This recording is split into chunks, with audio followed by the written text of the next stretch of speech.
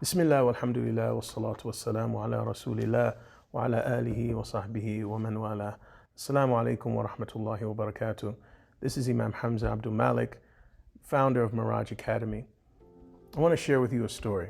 I spent about 15 years overseas, and I started going overseas at 12 years old to study Quran and to memorize Quran.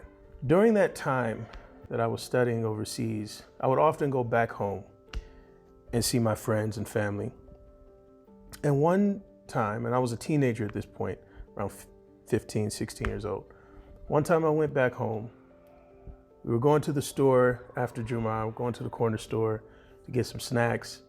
And we were walking back to the masjid from the corner store. And one of my friends said, he turned to me, he was asking me about overseas, like, how is it? How's the food? How's the scholars? I was giving him, the general positives of being overseas.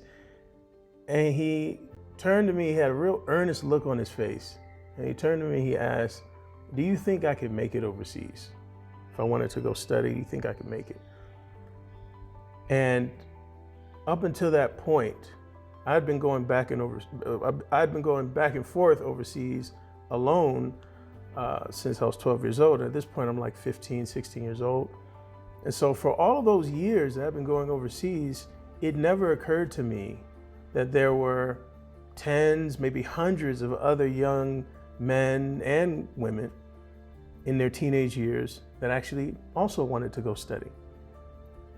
And so I thought about it, and now I had to be a little bit more candid and honest with him. So I told him, I said, listen, I think you could make it overseas, but I don't think you would want to stay overseas after you experience certain things. And that really stuck with me. That moment stuck with me for years after that, because I kind of felt bad for possibly discouraging him to go study and become maybe one of our future scholars. At the same time, I felt like I was being honest. But honesty in this situation is not enough. We have to do something about it. If we see a problem, Allah subhanahu wa ta'ala shows us that problem, possibly because He wants us to fix that problem. So after I came back from overseas, 15 years later, I returned and I started Miraj Academy. I started Miraj Academy with the sole purpose of giving young men like my friend the same kind of opportunities that were afforded to me when I was younger. I'd be able to go and study Quran, study Arabic, be able to visit shuyukh, be able to visit some of the leaders of our time, learn certain skill sets that we need for leadership in our communities, while at the same time not sacrificing our ability to go to college, ability to stay connected with our culture and with our communities. And so we started Miraj Academy, and we began bringing students from all over the country, from New York, from California, Texas, Florida, Philadelphia. They started coming to Memphis, Tennessee. They lived in the dorm. They started learning Quran, and they would go back to their communities and become model community members, servicing their communities, giving khutbahs in their communities, organizing the youth in their communities. And alhamdulillah, for the past 7 years, we've been doing that, and it's been, alhamdulillah, successful. We also have been taking them overseas during the summers so they can connect with the rich history of Islam in places like Morocco and Turkey. And with that success, alhamdulillah, we've also seen a higher demand, an increasing demand locally in Memphis for the program to be extended for day students, not just dorm students, as well as girls, because right now, all of our students are boys. And so this is one of the reasons why I'm speaking to you today, because we are expanding. We want to hire more staff. We want to develop more students, not just the students that are in the dorms, but create a day school. And what makes Miraj Academy unique is that so far we have not turned away any student due to finances. We are blessed to be able to have the funds to provide full scholarships so that we can bring in students based on merit, not based on tuition.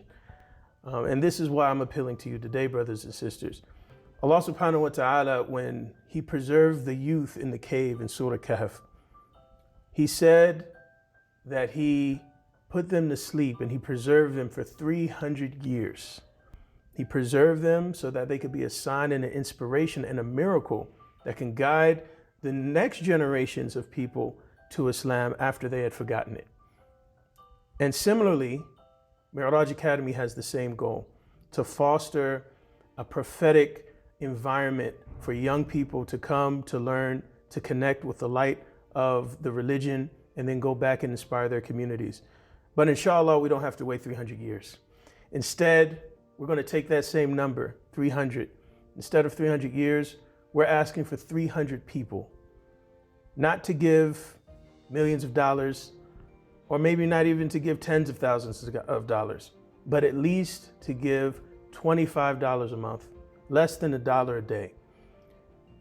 And inshallah, with that sacred number, inshallah, with the intention of replicating the miracle that Allah subhanahu wa ta'ala provided for those people in the past, those 300 that help preserve the youth of today in Mi'raj Academy with their $25 or more a month, that commitment will preserve our youth and increase the signs and miracles that we'll see, inshallah, in the next generation to come. So we produce better leaders than we have now. We produce better scholars. We produce more hufad. We produce more leaders that will inspire our youth and inspire our descendants, inshallah, and increase the morale of our communities and give Muslims in the West a chance to say, we are the standard bearers of Islam.